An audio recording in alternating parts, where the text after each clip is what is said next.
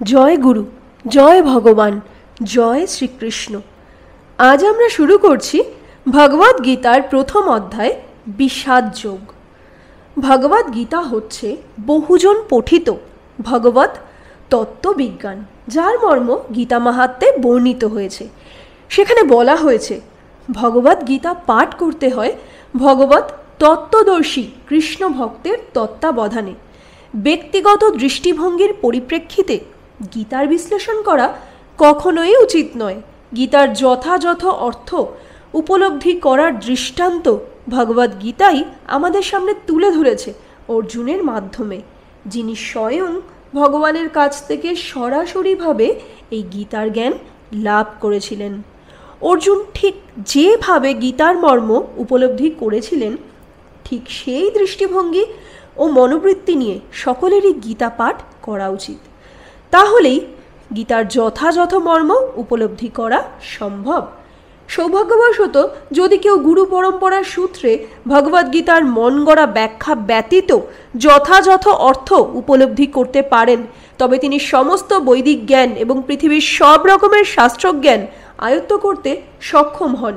ভগবদ্গীতা পড়ার সময় আমরা দেখি অন্য সমস্ত শাস্ত্রে যা কিছু আছে তা সবই ভগবদ্গীতায় আছে। উপরন্তু ভগবদ্গীতায় এমন অনেক তত্ত্ব আছে যা আর কোথাও নেই। এটিই হচ্ছে গীতার মাহাত্ম্য, এবং এই জন্যই গীতাকে সর্বশ্রেষ্ঠ শাস্ত্র বলে অভিহিত করা হয়। গীতা হচ্ছে পরম তত্ত্বদর্শন, কারণ পরমেশ্বর ভগবান শ্রীকৃষ্ণ নিজে এই জ্ঞান দান করে গেছেন। মহাভারতে বর্ণিত ধৃতরাষ্ট্র ও সঞ্জয়ের আলোচনার বিষয়বস্তু হচ্ছে ভগবদ্গীতার মহৎ তত্ত্বদর্শনের মূল উপাদান। আমরা জানতে পারি যে এই মহৎ তত্ত্বদর্শন প্রকাশিত হয়েছিল কুরুক্ষেত্রের রণাঙ্গনে, যা সুপ্রাচীন বৈদিক সভ্যতার সময় থেকেই পবিত্র তীর্থস্থানরূপে খ্যাত। ভগবান যখন মানুষের উদ্ধারের জন্য এই পৃথিবীতে অবতরণ করেছিলেন, তখন এই পবিত্র তীর্থস্থানে তিনি নিজে পরম তত্ত্ব সমন্বিত এই গীতা দান করেন। আমরা শুরু করছি প্রথম অধ্যায় বিষাদ যোগ। প্রথম শ্লোক। ধৃতরাষ্ট্র উবাচ ধর্মক্ষেত্রে কুরুক্ষেত্রে সমবেতা ইয়ুৎসব মামক পাণ্ডবাশ্চৈব কিমকুর্বত সঞ্জয়। অর্থাৎ ধৃতরাষ্ট্র জিজ্ঞাসা করলেন, হে সঞ্জয়, ধর্মক্ষেত্রে যুদ্ধ করার মানুষের সমবেত হয়ে আমার পুত্র এবং পাণ্ডুর পুত্রেরা তারপর কি করল? এর তাৎপর্য এই শ্লোকে ধর্মক্ষেত্র এই শব্দটি খুবই তাৎপর্যপূর্ণ, কারণ কুরুক্ষেত্রের যুদ্ধক্ষেত্রে ভগবান শ্রীকৃষ্ণ অর্জুন তথা পাণ্ডবদের পক্ষে ছিলেন। দুর্যোধন আদি কৌরবদের পিতা ধৃতরাষ্ট্র তার পুত্রদের বিজয় সম্ভাবনার সম্বন্ধে অত্যন্ত সন্দিগ্ধ হয়ে পড়েছিলেন। দ্বিধাগ্রস্ত চিত্তে তাই তিনি সঞ্জয়কে জিজ্ঞাসা করেছিলেন, আমার পুত্র ও পাণ্ডুর পুত্রেরা তারপর কি করল? তিনি নিশ্চিত ছিলেন যে তার পুত্র ও পাণ্ডু পুত্রেরা কুরুক্ষেত্রের বিস্তীর্ণ ভূমিতে যুদ্ধ করবার জন্য সমবেত হয়েছিলেন, কিন্তু তবুও তার অনুসন্ধানটি ছিল তাৎপর্যপূর্ণ। তিনি চাননি যে পাণ্ডব ও কৌরবের মধ্যে কোনো আপোষ মীমাংসা হোক, কিন্তু তিনি চেয়েছিলেন যুদ্ধে তার পুত্রদের ভাগ্য সুনিশ্চিত হোক। তার কারণ হচ্ছে কুরুক্ষেত্রের পুণ্যতীর্থে এই যুদ্ধের আয়োজন হয়েছিল। বেদে বলা হয়েছে কুরুক্ষেত্র হচ্ছে অতি পবিত্র স্থান, যা দেবতারাও পূজা করে থাকেন। তাই ধৃতরাষ্ট্র এই যুদ্ধের ফলাফলের উপর এই পবিত্র স্থানের প্রভাব সম্বন্ধে শঙ্কাকুল হয়ে পড়েছিলেন। তিনি খুব ভালোভাবে জানতেন যে অর্জুন এবং পাণ্ডুর অন্যান্য পুত্রদের উপর এই পবিত্র স্থানের মঙ্গলময় প্রভাব সঞ্চারিত হবে, কারণ তারা সকলেই ছিলেন অত্যন্ত ধর্মপরায়ণ। সঞ্জয় ছিলেন ব্যাসদেবের শিষ্য, তাই ব্যাসদেবের আশীর্বাদে তিনি দিব্যচক্ষু প্রাপ্ত হন, যার ফলে তিনি ঘরে বসেও কুরুক্ষেত্রের সমস্ত ঘটনা দেখতে পাচ্ছিলেন। আর তাই ধৃতরাষ্ট্র তাকে যুদ্ধক্ষেত্রের পরিস্থিতি সম্পর্কে জিজ্ঞাসা করেন। পাণ্ডবেরা এবং ধৃতরাষ্ট্রের পুত্রেরা ছিলেন একই বংশজাত, কিন্তু ধৃতরাষ্ট্রের মনোভাব এখানে প্রকাশ পেয়েছে। তিনি কেবল তার পুত্রদেরই কৌরব বলে গণ্য করে পাণ্ডুর পুত্রদের বংশগত উত্তরাধিকার থেকে বঞ্চিত করেছেন।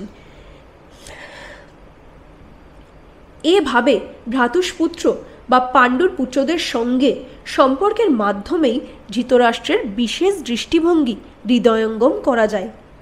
ধান খেতে যেমন আগাছাগুলি তুলে ফেলে দেওয়া হয়, তেমনি ভগবদ্গীতার সূচনা থেকেই আমরা দেখতে পাচ্ছি কুরুক্ষেত্রের রণাঙ্গনে ধর্মের প্রবর্তক ভগবান স্বয়ং উপস্থিত থেকে ধৃতরাষ্ট্রের পাপিষ্ঠ পুত্রদের সমূলে উৎপাটিত করে ধার্মিক যুধিষ্ঠিরের নেতৃত্বে ধর্মপরায়ণ মহাত্মাদের পুনঃপ্রতিষ্ঠা করবার আয়োজন করেছেন।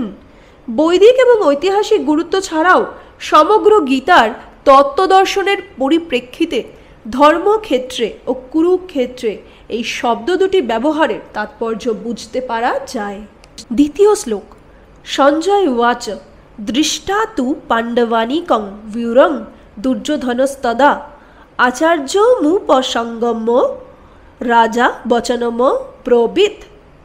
অর্থাৎ সঞ্জয় বললেন, হে রাজন, পাণ্ডবদের সৈন্যসজ্জা দর্শন করে রাজা দুর্যোধন দ্রোণাচার্যের কাছে গিয়ে বললেন। এর তাৎপর্য, ধৃতরাষ্ট্র ছিলেন জন্মান্ধ। দুর্ভাগ্যবশত তিনি পারমার্থিক তত্ত্বদর্শন থেকেও বঞ্চিত ছিলেন।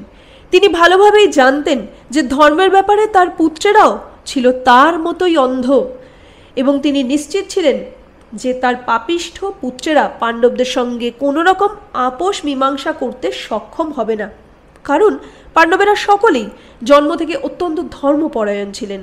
তবুও তিনি ধর্মক্ষেত্র কুরুক্ষেত্রের প্রভাব সম্বন্ধে সন্দিগ্ধ ছিলেন। যুদ্ধক্ষেত্রের পরিস্থিতি সম্বন্ধে ধৃতরাষ্ট্রের এই প্রশ্ন করবার প্রকৃত উদ্দেশ্য সঞ্জয় বুঝতে পেরেছিলেন। তাই তিনি নৈরাশ্যগ্রস্ত রাজাকে সাবধান করে দিয়ে বলেছিলেন যে এই পবিত্র ধর্মক্ষেত্রের প্রভাবের ফলে তার সন্তানেরা পাণ্ডবদের সঙ্গে কোনো রকম আপোষ মীমাংসা করতে সক্ষম হবে না। সঞ্জয় তখনই ধৃতরাষ্ট্রকে বললেন যে তার পুত্র দুর্যোধন পাণ্ডবদের মহৎ সৈন্যসজ্জা দর্শন করে তার বিবরণ দিতে তৎক্ষণাৎ সেনাপতি দ্রোণাচার্যের কাছে উপস্থিত হলেন। দুর্যোধনকে যদিও রাজা বলা হয়েছে, তবুও সেই সংকটময় অবস্থায় তাকে তার সেনাপতির কাছে উপস্থিত হতে দেখা যাচ্ছে। এর থেকে আমরা বুঝতে পারি চতুর রাজনীতিবিদ হওয়ার সমস্ত গুণগুলি দুর্যোধনের মধ্যে বর্তমান ছিল। কিন্তু পাণ্ডবদের মহতী সৈন্যসজ্জা দেখে দুর্যোধনের মনে যে মহাভয়ের সঞ্চার হয়েছিল তা তিনি তার চতুরতার আবরণে ঢেকে রাখতে পারেননি। তৃতীয় শ্লোক। পশ্যৈতাং পাণ্ডুপুত্রানাম আচার্য মহতিং চামুম বুরাং দ্রুপদপুত্রেণ তব শিষ্যেন ধীমতা।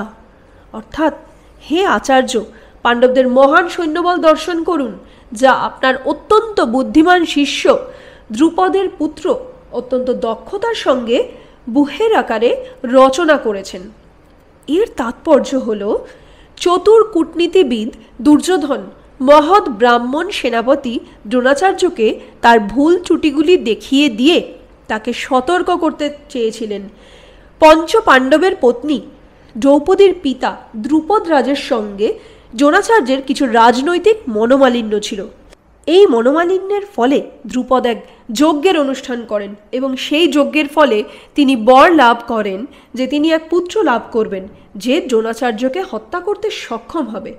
দ্রোণাচার্য এই বিষয়ে সম্পূর্ণভাবে অবগত ছিলেন, কিন্তু দ্রুপদ তার সেই পুত্র ধৃষ্টদ্যুম্নকে যখন অস্ত্রশিক্ষার জন্য তার কাছে প্রেরণ করেন, তখন উদার হৃদয় সত্যনিষ্ঠ ব্রাহ্মণ দ্রোণাচার্য তাকে সব রকমের অস্ত্রশিক্ষা এবং সমস্ত সামরিক কলা কৌশলের গুপ্ত তথ্য শিখিয়ে দিতে কোনো দ্বিধা করেননি।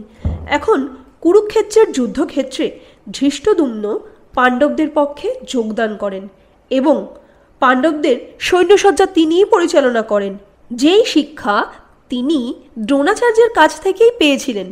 দ্রোণাচার্যের এই ত্রুটির কথা দুর্যোধন তাকে স্মরণ করিয়ে দিলেন, যাতে তিনি পূর্ণ সতর্কতা ও অনমনীয় দৃঢ়তার সঙ্গে যুদ্ধ করেন। দুর্যোধন মহৎ ব্রাহ্মণ দ্রোণাচার্যকে এটিও মনে করিয়ে দিলেন যে পাণ্ডবদের, বিশেষ করে অর্জুনের বিরুদ্ধে যুদ্ধ করতে তিনি যেন কোনো রকম কোমলতা প্রদর্শন না করেন, কারণ তারাও সকলে তার প্রিয় শিষ্য।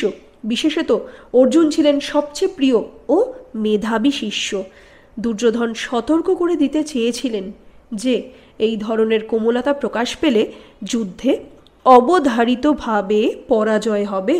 চতুর্থ শ্লোক। অত্র শূরা মহেশ্বাসা ভীমার্জুন সমা যুধি ইউধান বিরাটশ্চ দ্রুপদশ্চ মহারথ। পঞ্চম শ্লোক। ধৃষ্টকেতুশ্চেকিতান কাশীরাজশ্চ বীর্যবান পুরুজিৎ কুন্তিভোজশ্চ শৈবশ্চ নরপুঙ্গপ। ষষ্ঠ শ্লোক। যুধামন্যুশ্চ বিক্রান্ত উত্তমৌজাশ্চ বীর্যবান সৌভদ্র দ্রৌপদেয়াশ্চ সর্ব এব মহারথা। অর্থাৎ সেই সমস্ত সেনাদের মধ্যে অনেকে ভীম ও অর্জুনের মতো বীর ধনুর্ধারী রয়েছেন এবং যুযুধান বিরাট ও দ্রুপদের মতো মহাযোদ্ধা রয়েছেন। সেখানে ধৃষ্টকেতু, চেকিতান, কাশীরাজ, পুরুজিৎ, কুন্তিভোজ ও শৈব্যের মতো অত্যন্ত বলবান যোদ্ধারাও রয়েছেন। সেখানে রয়েছেন অত্যন্ত বলবান যুধামন্যু, প্রবল পরাক্রমশালী উত্তমৌজা, সুভদ্রার পুত্র এবং দ্রৌপদীর পুত্রগণ। এইসব যোদ্ধারা সকলেই এক একজন মহারথী। অর্থাৎ যদিও দ্রোণাচার্যের অসীম শৌর্য, বীর্য ও সামরিক কলা কৌশলের কাছে ধৃষ্টদ্যুম্ন ছিলেন এক অতি নগণ্য প্রতিবন্ধক এবং তার ভয়ে ভীত হওয়ার কোনো কারণই ছিল না দ্রোণাচার্যের পক্ষে, কিন্তু ধৃষ্টদ্যুম্ন ছাড়াও পাণ্ডব পক্ষে অন্য অনেক রথী মহারথী ছিলেন যারা সত্যি সত্যি ভয়ের কারণ হয়ে দাঁড়িয়েছিলেন। দুর্যোধনের পক্ষে সেই যুদ্ধ জয়ের পথে তারা ছিলেন এক একটি দূরতিক্রম্য প্রতিবন্ধকের মতো, কারণ তারা সকলেই ছিলেন ভীম ও অর্জুনের মতো ভয়ঙ্কর। তাদের বীরত্বের কথা দুর্যোধন ভালোভাবেই জানতেন, তাই তিনি অন্যান্য রথী মহারথীদেরও ভীম ও অর্জুনের সঙ্গে তুলনা করেছেন। সপ্তম শ্লোক। অস্মাকন্তু বিশিষ্টা যে তন্নিবোধ দ্বিজোত্তম নায়কা মম সৈন্যস্য সঙ্গার্থং তান ব্রবীমিতে। অর্থাৎ হে দ্বিজোত্তম, আমাদের পক্ষে যে সমস্ত বিশিষ্ট সেনাপতি সামরিক শক্তি পরিচালনার জন্য রয়েছেন, আপনার অবগতির জন্য আমি তাদের সম্বন্ধে বলছি। অষ্টম শ্লোক। ভবান ভীষ্মশ্চ কর্ণশ্চ কৃপশ্চ সমিতিঞ্জয় অশ্বত্থামা বিকর্ণশ্চ সৌমদত্তিস্তথৈবচ্চ। অর্থাৎ সেখানে রয়েছেন আপনার মতোই ব্যক্তিত্বশালী ভীষ্ম, কর্ণ, কৃপা, অশ্বত্থামা, বিকর্ণ ও সোমদত্তের পুত্র ভূরিশ্রবা, যারা সর্বদা সংগ্রামে বিজয়ী হয়ে থাকেন। এর তাৎপর্য হল পাণ্ডবপক্ষের রথী মহারথীদের বর্ণনা করবার পর দুর্যোধন তার সপক্ষে যে সমস্ত বীরেরা যোগদান করেছেন তাদের বর্ণনা করেছে। বিকর্ণ হচ্ছেন দুর্যোধনের ভাই, অশ্বত্থামা হচ্ছেন দ্রোণাচার্যের পুত্র এবং সৌমদত্তি বা ভূরিশ্রবা হচ্ছেন বাল্লিকের রাজার ছেলে। কর্ণ ছিলেন অর্জুনের বৈপিত্রেয় ভ্রাতা, কেননা রাজা পাণ্ডুর সঙ্গে বিবাহ হওয়ার আগেই কুন্তিদেবীর কোলে তার জন্ম হয়। কৃপাচার্যের যমজ ভগ্নিদ্বয়ের সাথে দ্রোণাচার্যের বিবাহ হয়। নবম শ্লোক।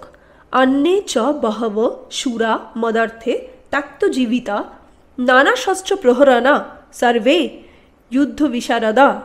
অর্থাৎ এছাড়া আরও বহু সেনানায়ক রয়েছেন যারা আমাদের জন্য তাদের জীবন ত্যাগ করতে প্রস্তুত।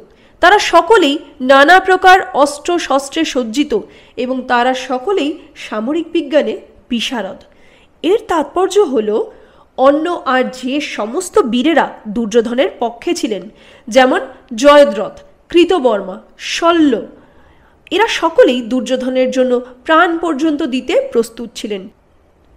এখানে স্পষ্টভাবে বুঝিয়ে দেওয়া হয়েছে যে পাপিষ্ঠ দুর্যোধনের পক্ষ অবলম্বন করার ফলে কুরুক্ষেত্রের রণাঙ্গনে এদের সকলেরই মৃত্যু অবধারিত ছিল। দুর্যোধনের কিন্তু দৃঢ় বিশ্বাস ছিল যে এই সমস্ত বীর পুঙ্গবেরা সপক্ষে থাকায় তার জয় অনিবার্য।